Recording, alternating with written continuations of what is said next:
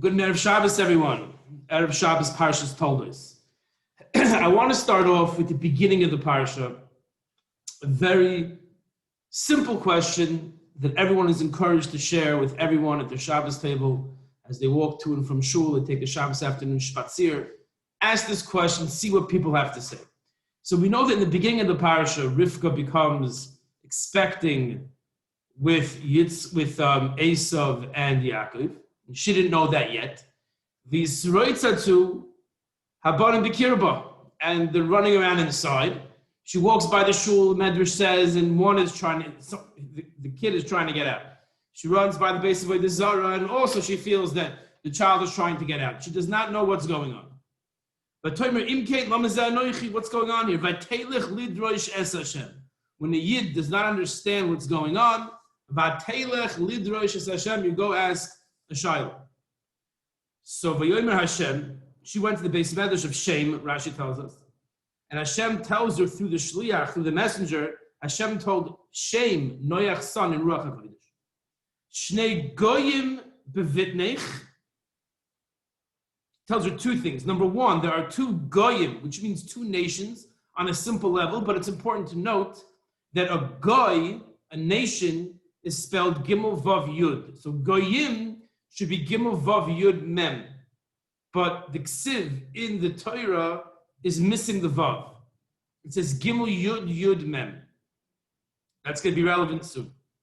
So you have two nations inside you, Bevitnech, Ushnei Le'umim Mime'ayich Yiparedu. And again, two kingdoms, as Rashi explains, they will separate from the time they're born. They will separate in different directions. And he goes on to say that the Rabbi Avoid Sa'ir, there's going to be some contention between them. That's what he told her. And she seemed to be happy.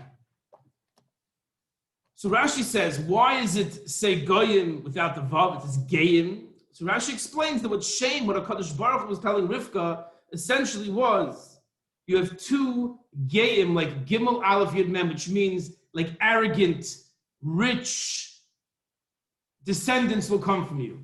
Not Bal Gaiva, not in a negative sense, but a Gayim, there'll be big virim with nice lavish houses and festive meals all the time. There's a certain Gaiva, a certain arrogance, and not in a negative sense, that comes with that.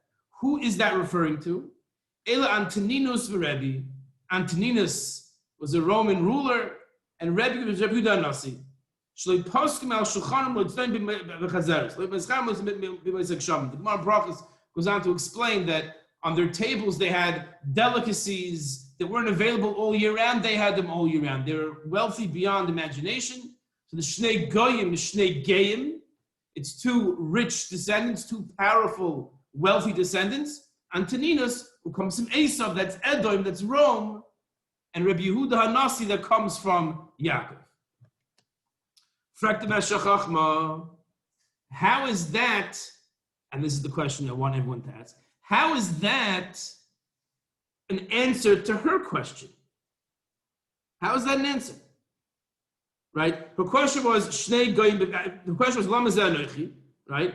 Because the question was, so the answer is, they're being misrated because, like he says later on, that there's two nations inside you that are diametrically opposed to each other, and as soon as they come out, they go in separate directions, and you're seeing an expression of that conflict already in utero. That's essentially the answer that HaKadosh Baruch Hu gives Rivka. So why does Hashem add Shnei Goyim, Shnei Gayim? You're going to have in your descendants two powerful, wealthy men. Rebbe from Yaakov and Antoninus from Esav. How is that an answer to her question? Her question is, what's going on inside of me? And the answer was, you have two nations that are diametrically opposed inside you. Thank you very much. That's the answer. What is HaKadosh Baruch Hu adding when he says Shnei Gayim, Rebbe and Antoninus? Zok the Meshech Chachma, a very fundamental yesod in life. Zok der Azay. Ha'inyan, the Sarah Beira Chelik HaToiv. Sarah Imenu, Rivka's mother-in-law, took for herself the good part of Avraham. The Chelik Hara, the psoilus, the bad part that was in the DNA, not LaHagar. Hagar took that. Avraham had two sons. Yishmael was a Rasha for a portion of his life. He did tshuva, but he was a Rasha for a portion of his life. Hagar took that. Sarah took only good. Yitzchak was only good. Until Yaakov Avinu, he had all 12 sons, all tzaddikim. Until then, there was a zuhama. Avraham had a psoilus that was Yishmael. Yitzchak had a psoilus that was Esav. The Kevin Shirosa Shabbanim Yisrael, she saw the kids were running around. When she goes to the idolatry place, Esav is trying to get out. She realized they were twins, says the Meshech Chachma. She realized that one is a Rasha going to the Avodah Zarah, one is a tzaddik going to the shul, to the Beis Medrash. What does it mean? Why is this happening to me? How come I'm not like my mother-in-law? Why am I having the tzaddik and the Rasha? My mother-in-law had only a tzaddik, only Yitzchak. I'm having a tzaddik and a Rasha. Why? How come I'm not zoichet to only the toiv, only the good? The Yeshivullah, Hashem answered her, Shnei Goyim. You're right. You have a tzaddik and a Rasha inside you. But in the Chelek Hara, in Esav, what's the Chelek Hara? It's Me'urbav Gam Toiv. You have Antoninus. And Antoninus is among the Tzaddikei Umoy Sa'olam. I mean, Antoninus was a tzaddik among the non-Jews. And Rabbi Yehuda Nasi promised Antoninus a Chelek in Olam Haba.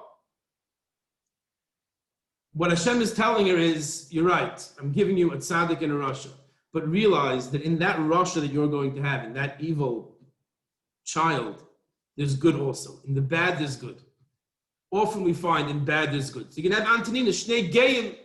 Don't think you got only bad. From that bad, tremendous, unbelievable good is going to come. Antoninus. That's the answer. Unbelievable Meshech Chachma. And again, weiter, it relates to us very, very well, especially the times we're going through. We see many things happening around us that many of us perceive as being ra, as being bad. We have to realize that in that bad, there might be good. Don't see something as being negative, as being evil, being schlecht, and write it off. I'm going to have no shaykhs to that. That's not the approach. You have to realize even in Esav, Harasha, there was a Nakuda of Toiv. Rivka had that Nakuda of Toiv in her son who was a Rasha. So we also have to try to see the Toiv, even in things that we perceive as being bad, happening around us. With that message, wishing everyone a good Shabbos, Kol Tov.